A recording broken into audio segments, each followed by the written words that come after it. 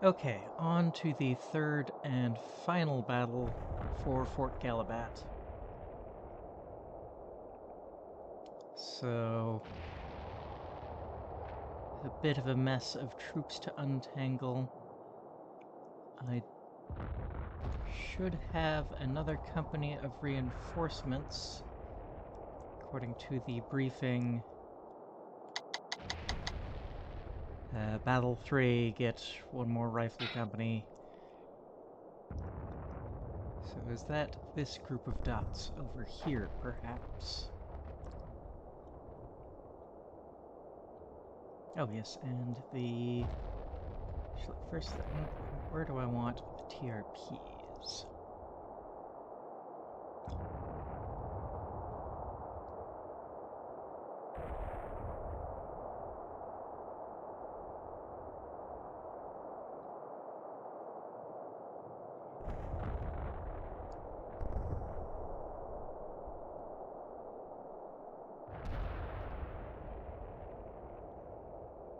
Probably want them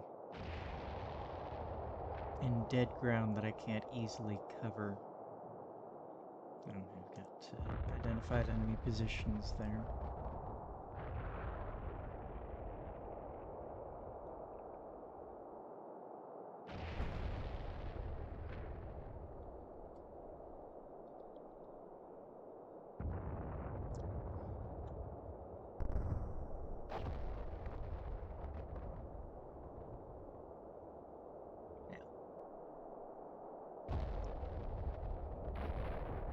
One over by the landing strip buildings.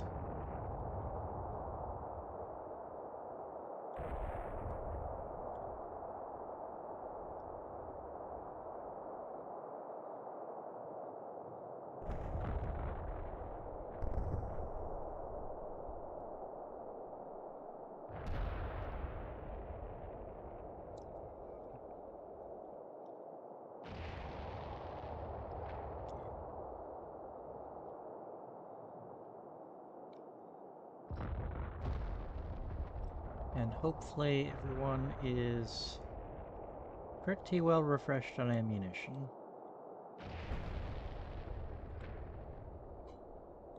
Okay. So the plan, of course, will be to continue to push around the flank until I own the flank here. And then just a straight shot through the barracks to the landing strip.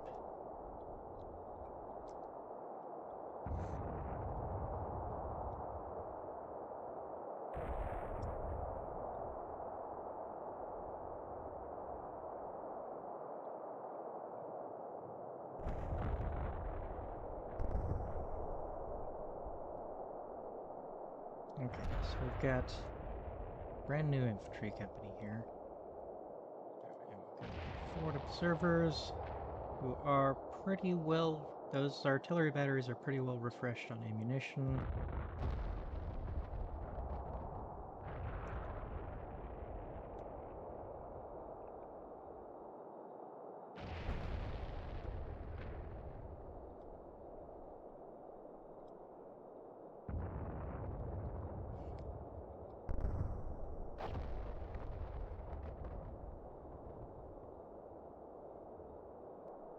Since there really aren't that many positions left, I might do a pre-planned barrage rather than waiting some duration into the battle. Because there's really only a handful of fairly obvious positions that I want to bombard. There's the interior of the fort here, which it's dead ground. I can't get a line of fire on it until I get up over these walls here. So, and also high probability of having enemy troops in it. So, I hit that with artillery. And then when I start pushing beyond the fort, well, there's really only a handful of clumps of trees left. There's this one on the left and one on the right. Well, a few more clumps, but those are the big ones.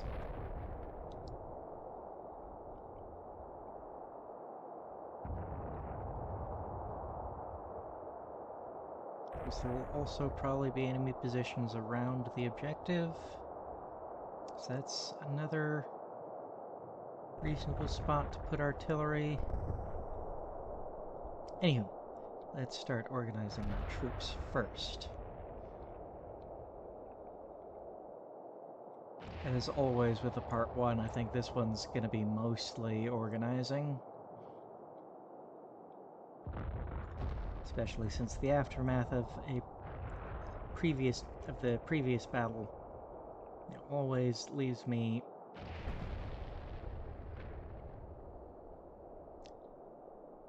a bit disorganized.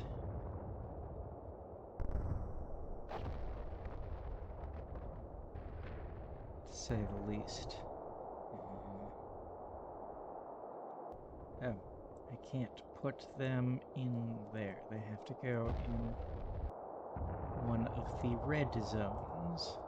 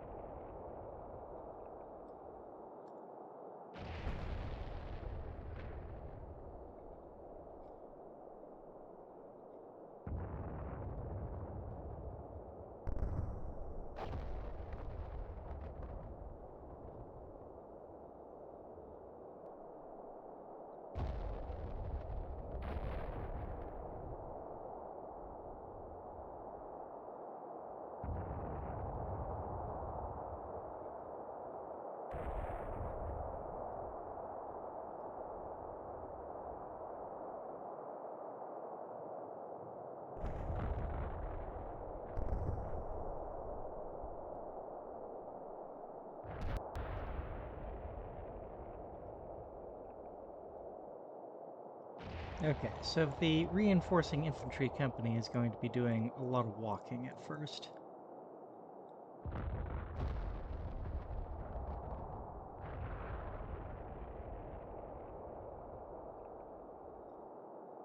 Okay. We know about those mines, but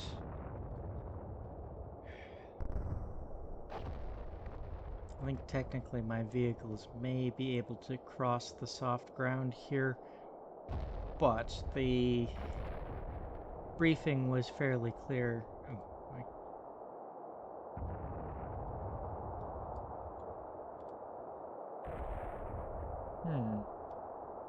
Even troops in the blue setup area can't move around in the blue setup area. Interesting. Well, I guess that's going to simplify the reorganization process there, in that there won't be one.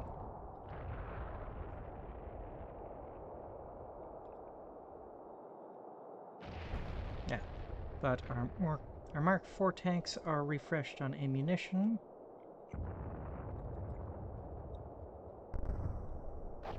So let's get them up, as far as we can get them.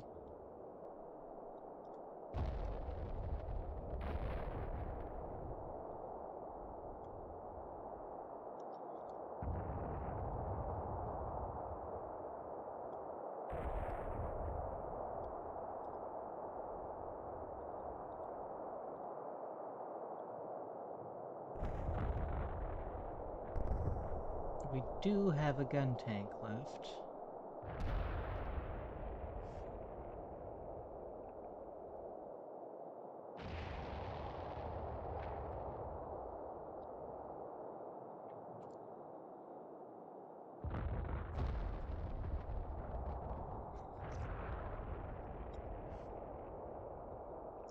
But yeah, okay, so the briefing indicated that I'm supposed to treat this soft ground here as impassable to vehicles. Or, hang on, let's... Okay. Okay, Boundary Core is impassable to vehicles due to the very deep sand.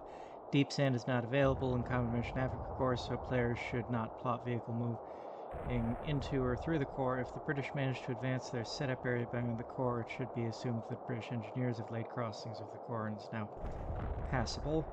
Okay, so maybe I can treat it as passable.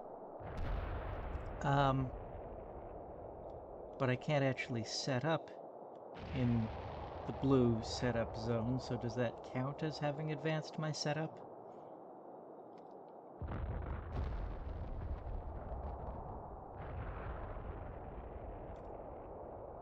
It did specifically say... Yeah, okay. Impassable to vehicles. Or should be treated as impassable to vehicles. But that's sort of a... not a game engine limit... like, not something enforced by the game engine. I could flout that and just drive my vehicles right over it, but...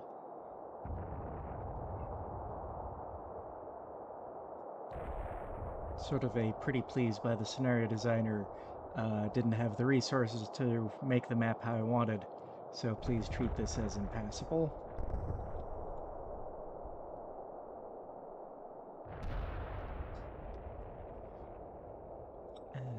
Yeah. But I think what that means is I've still got that mine to deal with on the obvious choke point. My only way through there.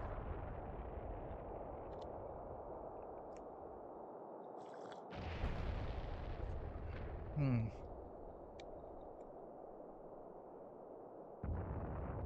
know engineers can destroy mines, but they're pretty unreliable at it in CM1. You kind of just have to position them near the mines and wait for them to get around to it in their own time. Okay, but I do have engineers somewhere. I may have just kind of rolled them in with the assault platoons. Ah, engineers. Oh, you are an engineer squad.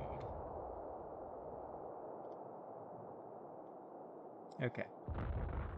So one of the first things I'll need to remember is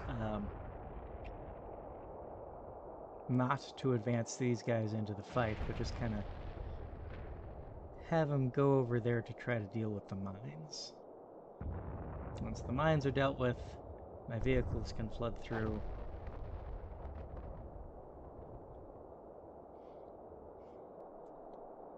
Speaking of which, let's make sure my vehicles are as far forward as I can get them.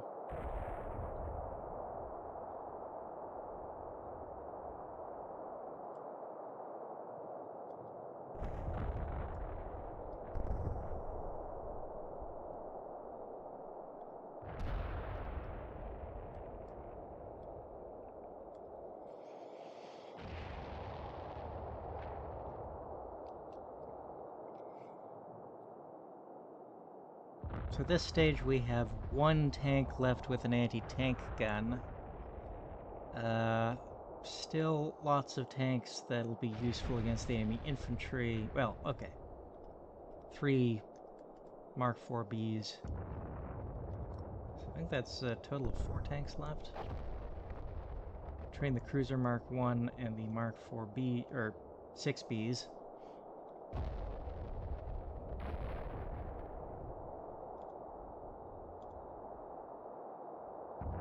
The Mark 6Bs.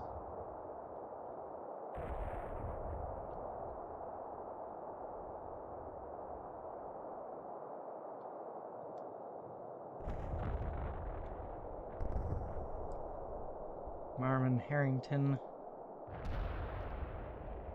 which I recall a Chieftain episode pointing out the Marmon Harrington tank was a truly god-awful tank. Hopefully they made a better armored car than they did a tank.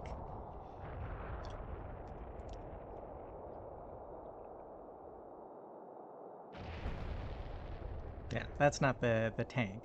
So hopefully they did an altogether better job on their armored car than they did on their tank. Okay. I do know there is an enemy tank in that fort. I only have one tank with an anti-tank gun on it. I do have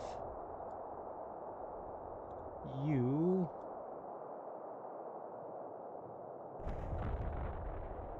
Oh, right. I need you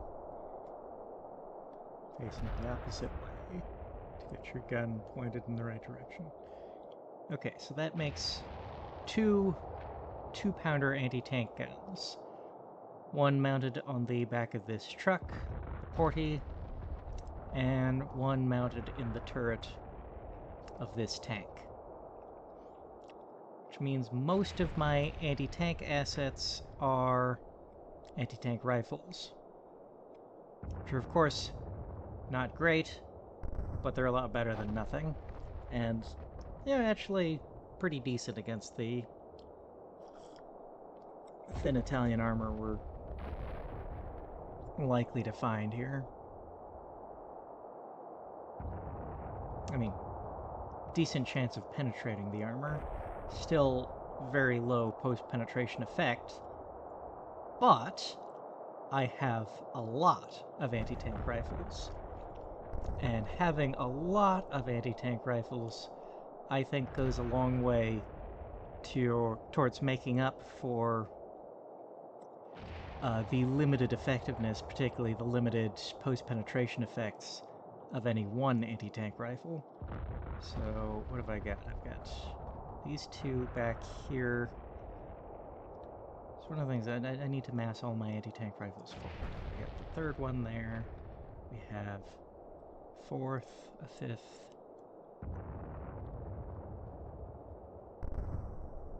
That's a Bren.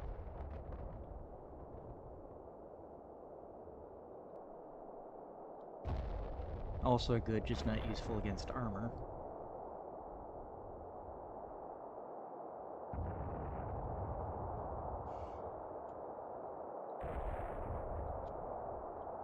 A 6th anti-tank rifle. 7. 8. Quite a few. Quite a few if I can mass them all forward. Is that 9 or did I already count that one? Whatever, I've officially lost count at this point, but, you know, 8 or 9.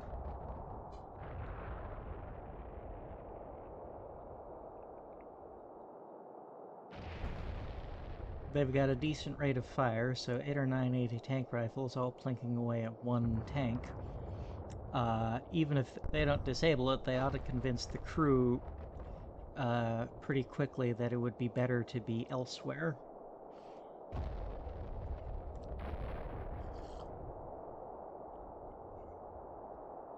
Okay, so if I can't reorganize anyone who's in the blue setup zone, I guess we'll just carry on with the attack I'd started last time, just now with more ammo.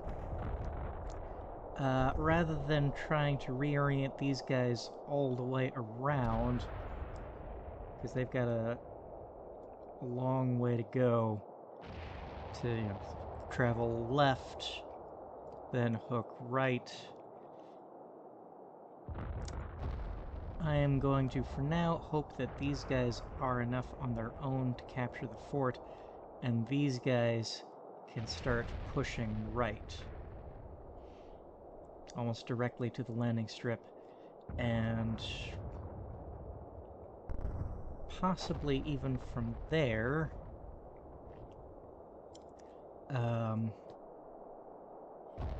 if it turns out these guys do need help taking the fort, they may be able to turn into a double envelopment if it turns out to be necessary.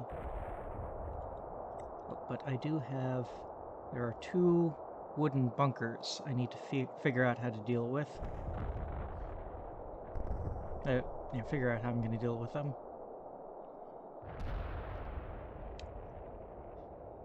And again, it'd be nice if I had a nice big dual-purpose gun somewhere that is, or an HE chucker, but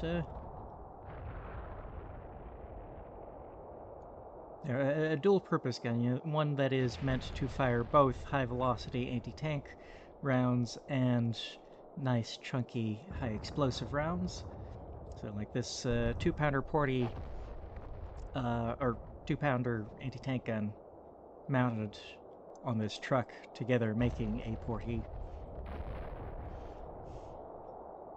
The 2-pounder is very much a single-purpose gun. It's an anti-tank gun.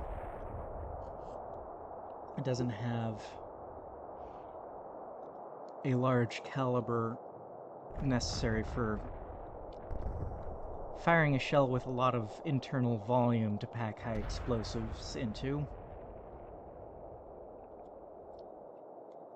It's one of the nice things about the tanks that'll start coming out later in the war, like the Sherman, where you've got... early in the war, at this point, basically you can have a gun that is either a high-velocity anti-tank gun, a small caliber high-velocity gun that's good for firing armor-penetrating rounds, or a low-velocity, large-caliber gun that's good for firing high-explosive rounds. And that's kind of your choice. I assume the limitation was weight.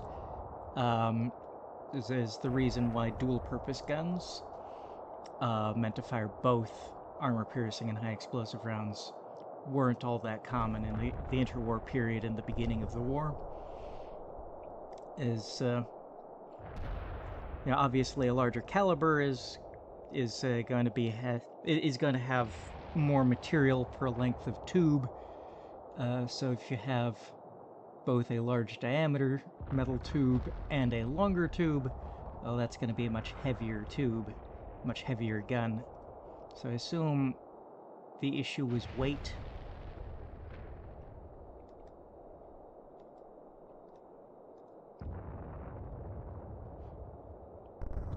Someone who knows a little bit more about, the history of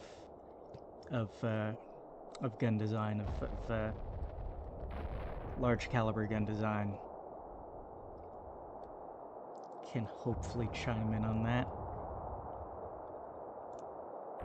Okay.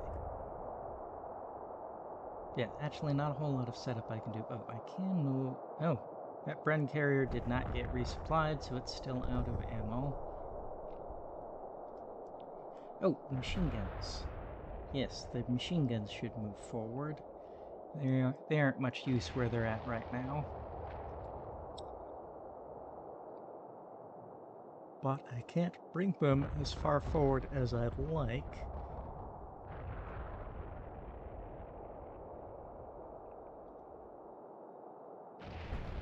Oh, this Bren carrier has some ammo.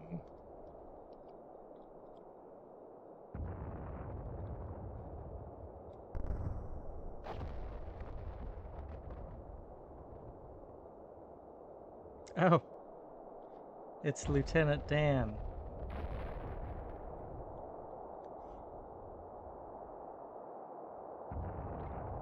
Mortar has ammo now.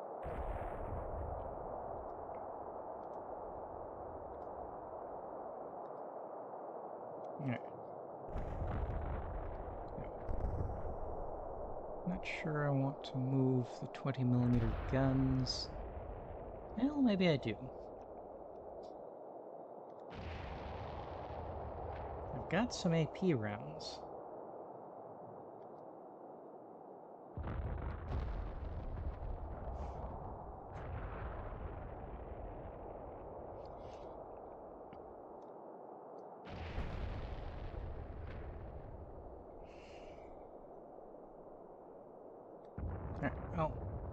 right now, we'll just move the machine guns forward.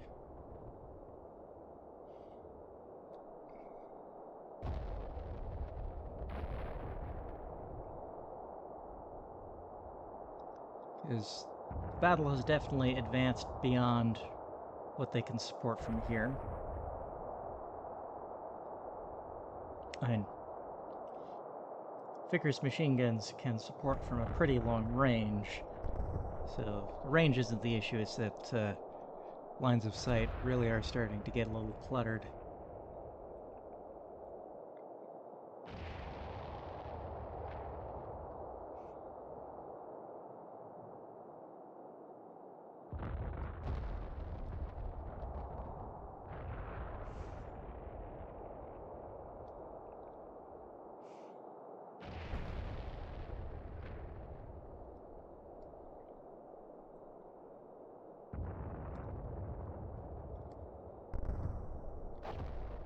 Also got more 2-inch mortars that could be doing some good if they were maybe a little further forward.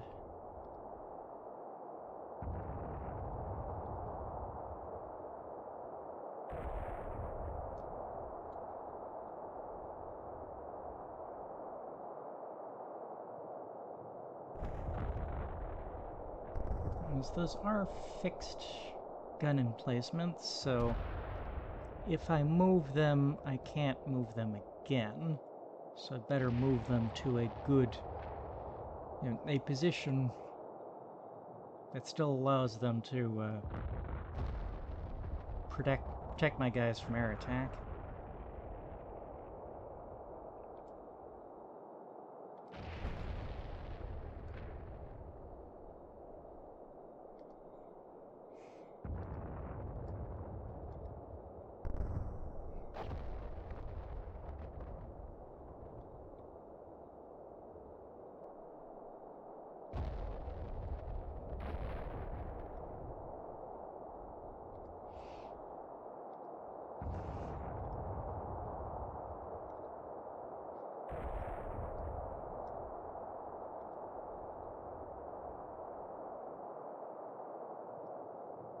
I want to move you forward.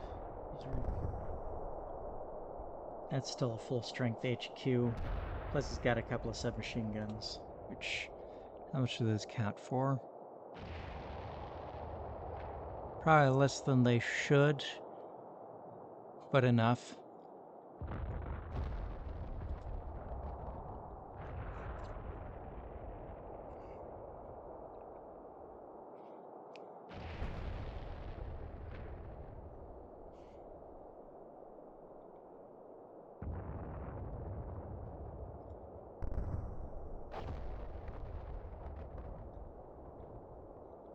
Yeah, so right now the game seems to be counting... oh, no, hang on, that's not per SMG, that's the total between two SMGs, so that's... each SMG is 45 firepower at 40 meters. One Lee Enfield is 10 firepower at 40 meters, so at close range, CM1 seems to figure that one submachine gun is worth about 4.5 bolt-action rifles. Honestly, I think that's a bit of an underestimation. Maybe closer to that when compared to semi-automatic rifles.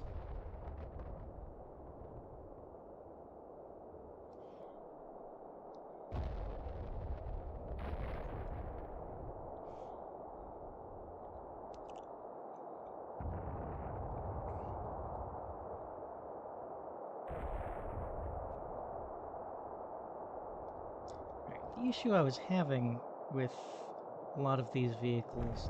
okay, for one thing, might as well have you all prepared to go down the road.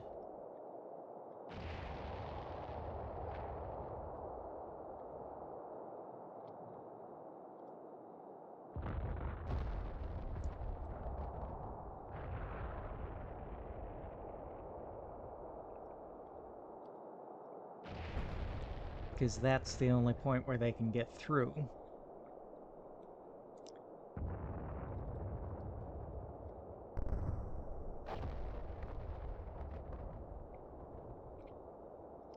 Okay, I think...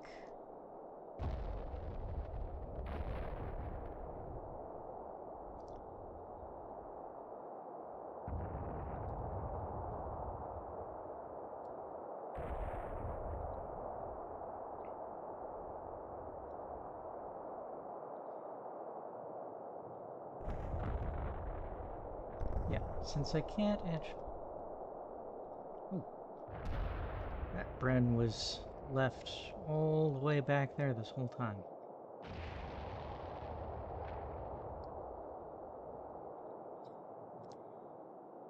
Yeah, since I can't actually adjust the setup in the blue setup zone, that limits how much reorganization I can do, so I think I might actually already be done with reorganization. So, on to first turn orders, which I think one of the things I'd already decided will include an artillery bombardment. So what we actually have as far as indirect fire support... Now, I wonder if I should have moved these 3-inch mortars for... Oh! And the howitzers, of course. Actually, no, the howitzers are fine where they are because they can see the tops of those buildings. Like, they can fire at positions at the barracks and the landing strip.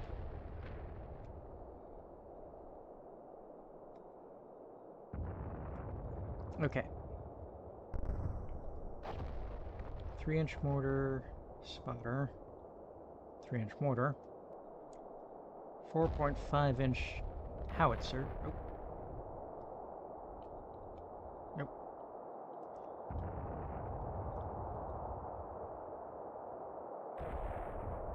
4.5-inch howitzer and 4.5-inch howitzer. Spot. So we've got 3 forward observers, 2 for artillery batteries, and 1 for mortar battery. So that means I can pre-plan 3 barrages.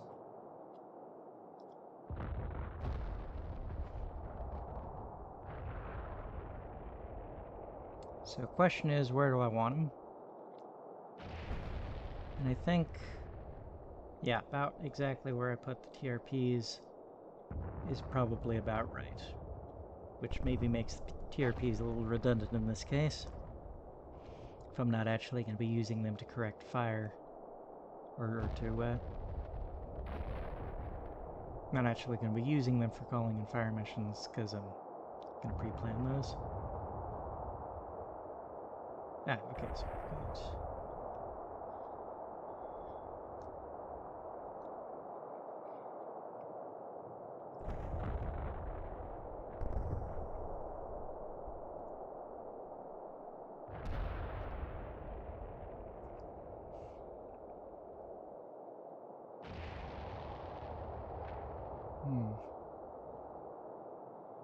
I think these guys will be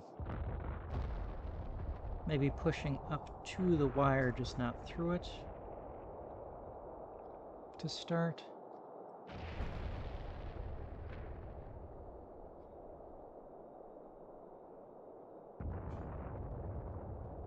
I doubt artillery can destroy barbed wire in CM1. Though I've never tried it.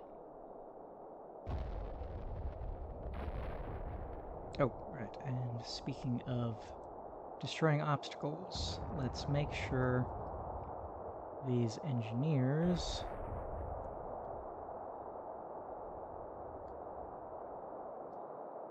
And let's see, do they need...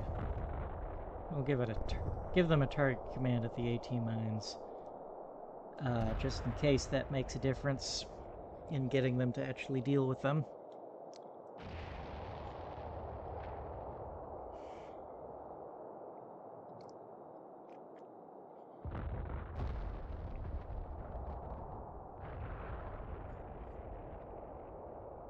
Okay, so I think I want one of the howitzer batteries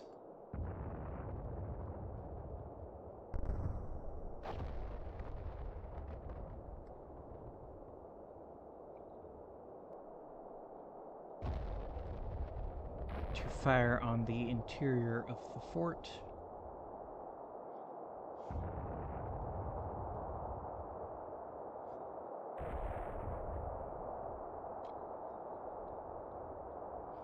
So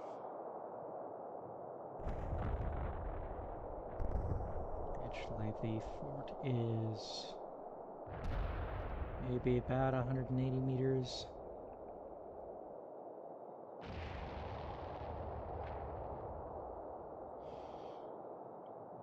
How wide will the barrage be?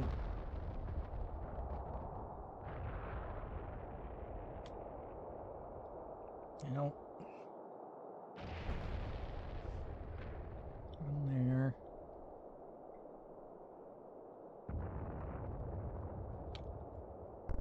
And I think the mortar FO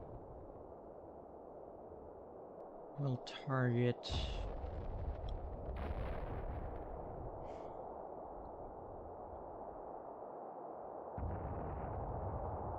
these trees here.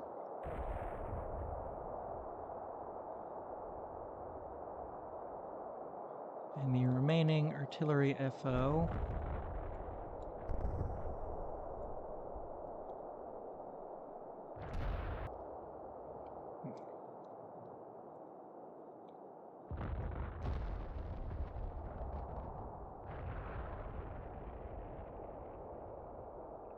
will target these trees over here, but where precisely? Maybe about there-ish.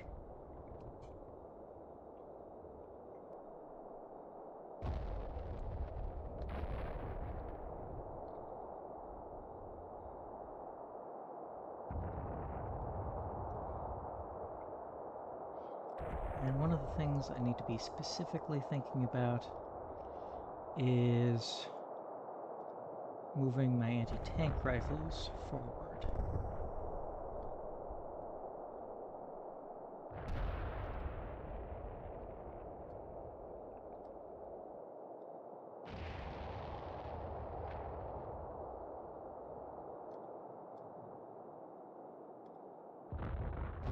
I'm going to assume that I will have occupied that area up there by the time they get there.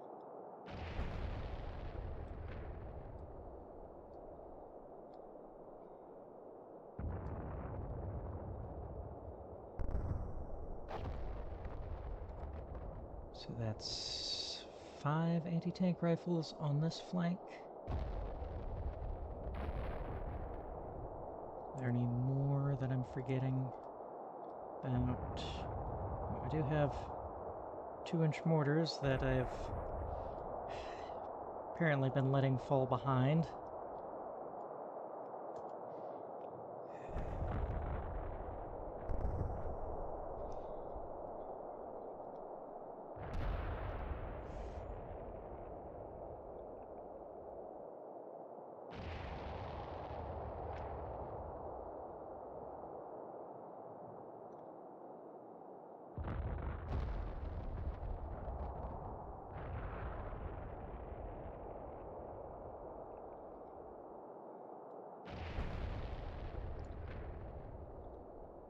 So that makes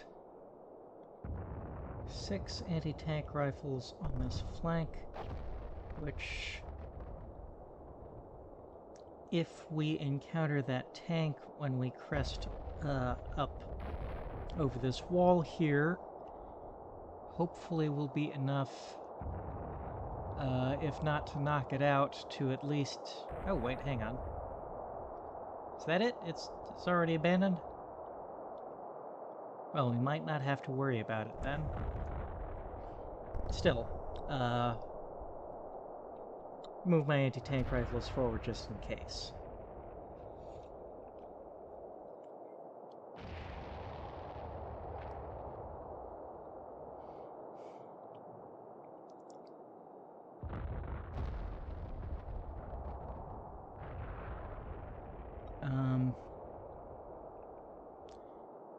Right then. So...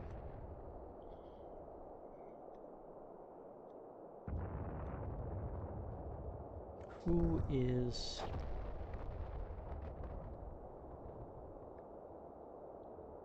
part of which units here? Alright, well...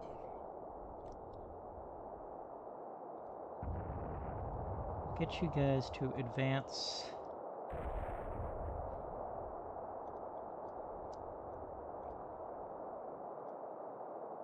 up this way.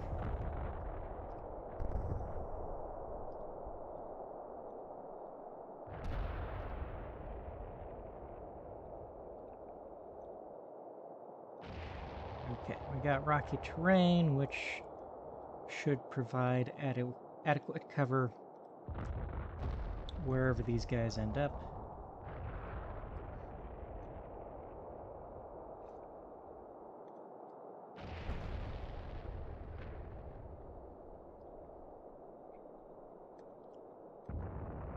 Okay, and...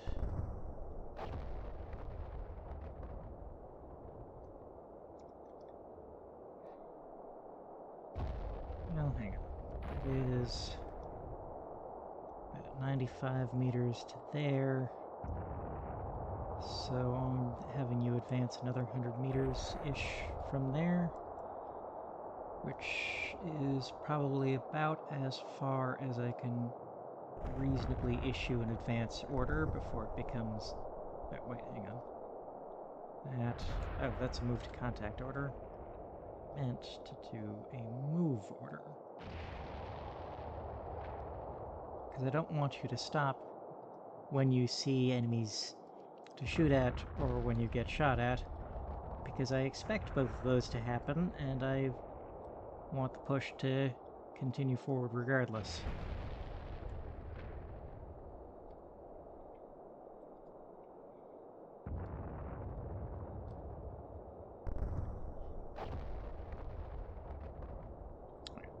All the terrain here is either wooded or rocky, which, you know, all should provide adequate cover, so I don't need to...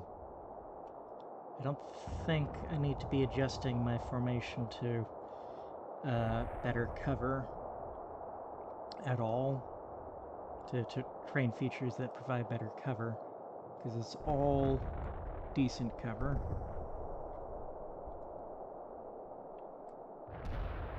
It's important, of course, to remember that where there are variations in cover, and some terrain features providing better cover than others, to adjust your formation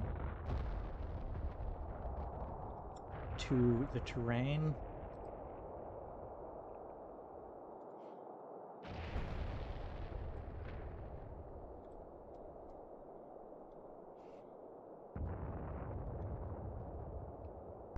That's open ground. We want to stop in rocky ground.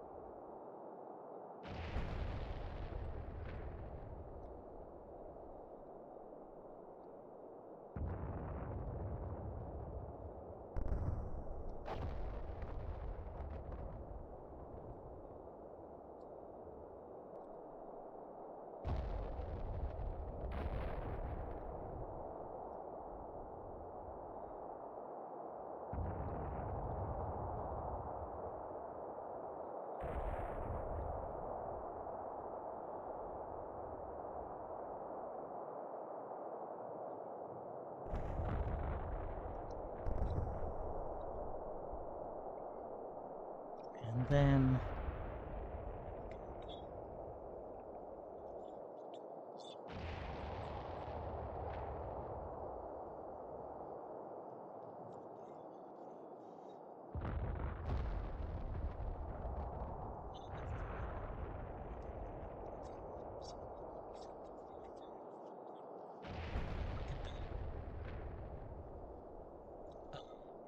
rotating our attack 90 degrees to push straight down through the barracks and the landing strip.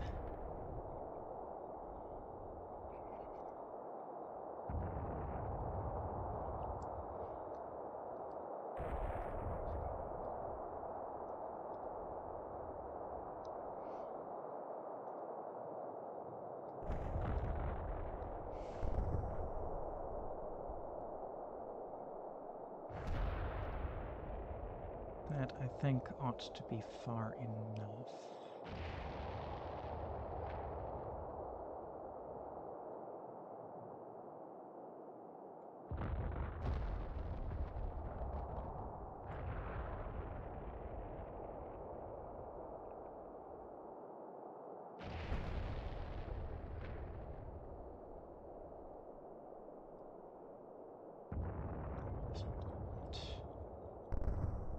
Brens to get our standalone Bren teams to get left out of the fight.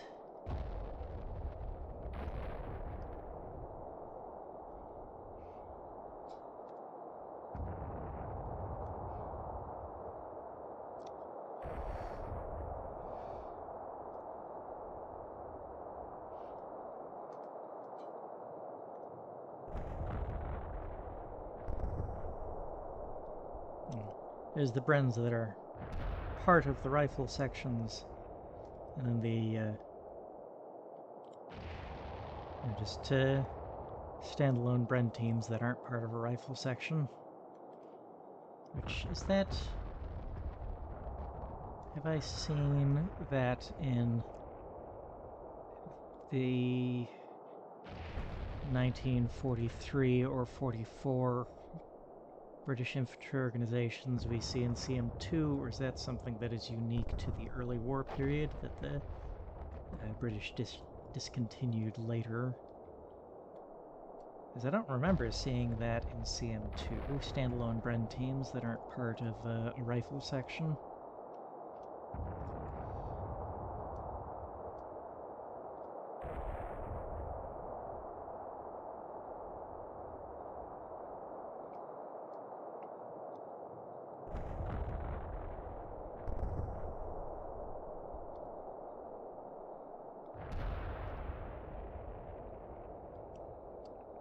But then again, there's no reason I would expect to remember everything from CM2.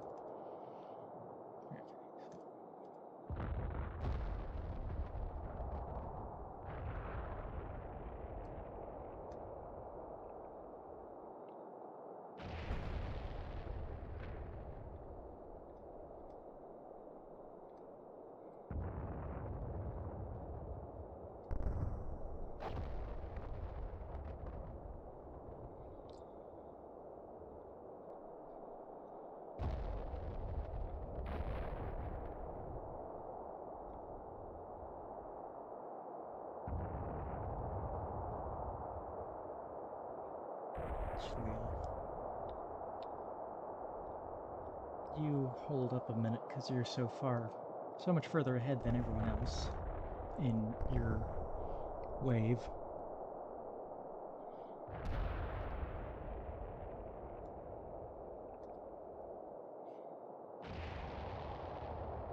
Alright.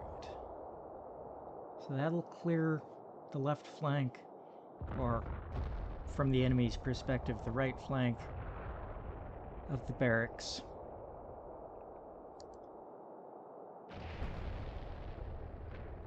Allowing us to start pushing in. Now we've got enemies to our direct front. Should I go ahead and have these guys sort of push? I don't want them to push through the barbed wire, but maybe push up to the barbed wire in an effort to clear the enemy out of here. I do need to give these guys some orders to get them a little bit more organized anyway.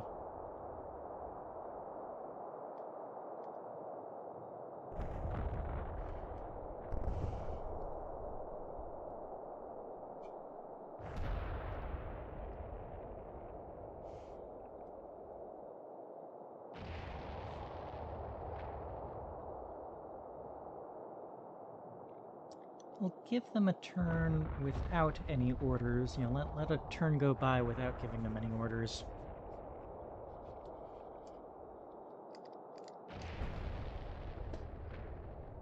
You know, just to kind of let them skirmish with the enemy a little bit and maybe discover a little bit more about what we're facing.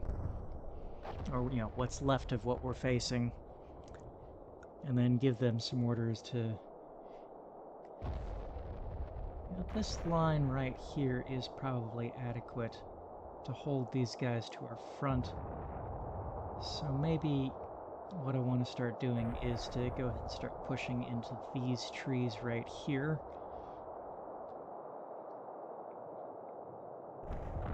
And once I own these woods,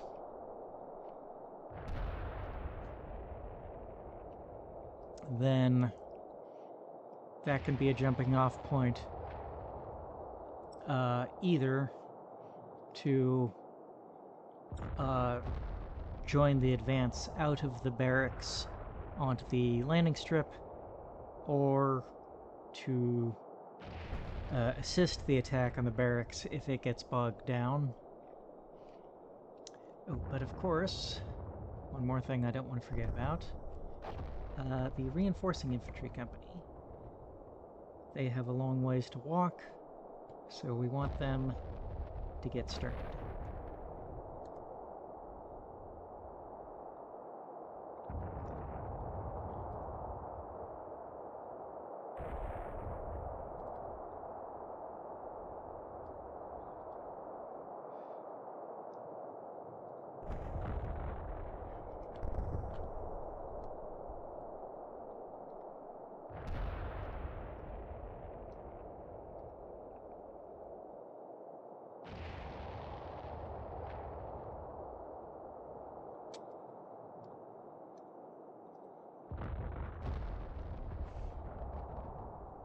Okay, that's getting to be quite a lot of orders.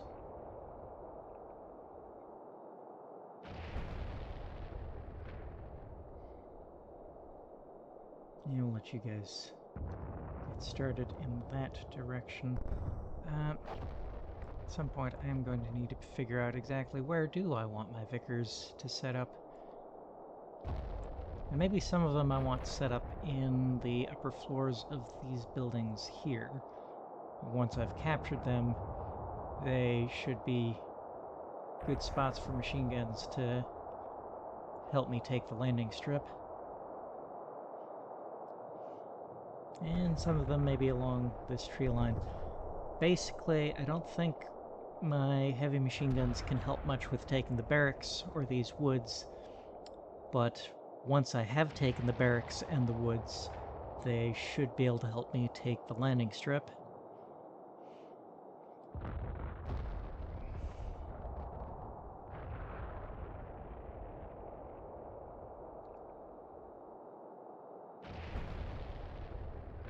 Oh, right, and I've got...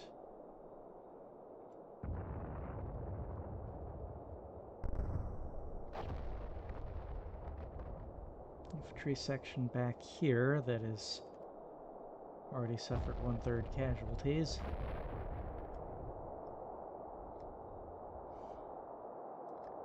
So let's...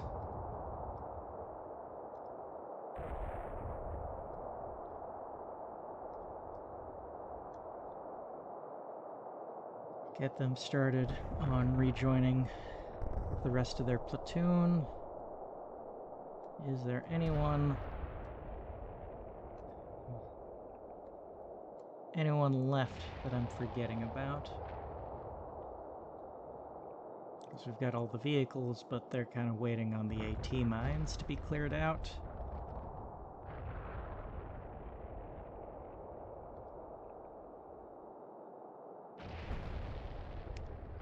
You know, I think that'll do for the first turn.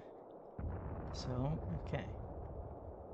Actually, how am I doing on time? Because I'm playing this in the morning before work.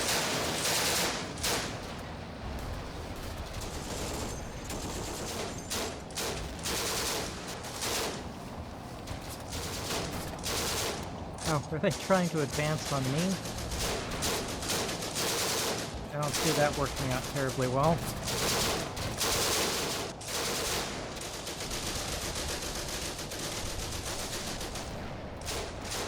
How do we know that's abandoned? It's in a reverse slope. We couldn't have gotten eyes on it.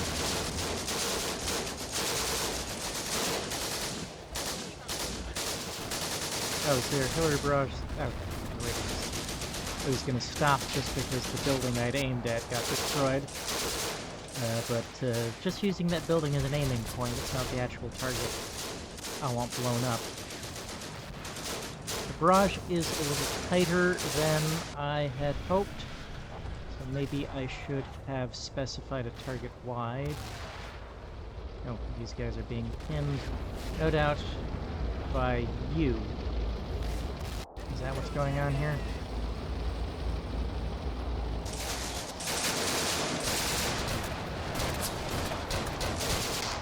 This is in a perfect position to put enfilading fire on us.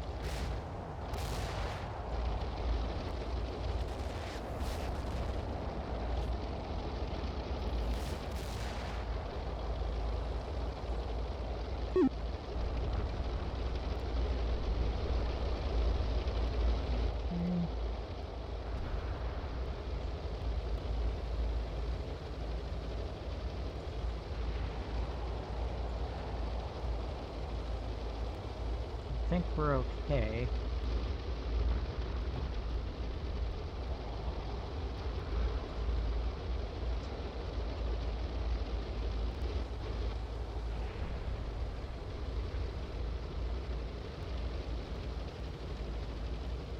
It is tempting to sort of push straight forward right up to the wire for the sake of destroying the enemy infantry directly to our front. We've got plenty of firepower on them. I should ignore that temptation and stick to, you know, start pushing against these woods here.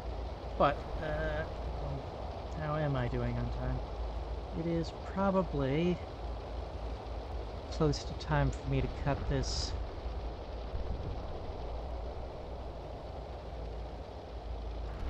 just so that I have plenty of time to get ready for work.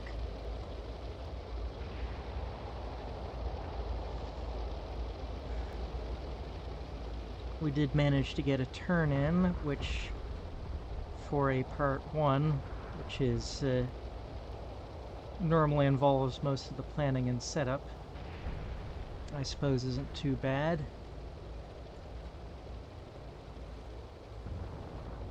I do have more orders I want to give before starting the next turn, which I probably don't have time to do right now. Okay, yeah, we'll call it here and pick up again later.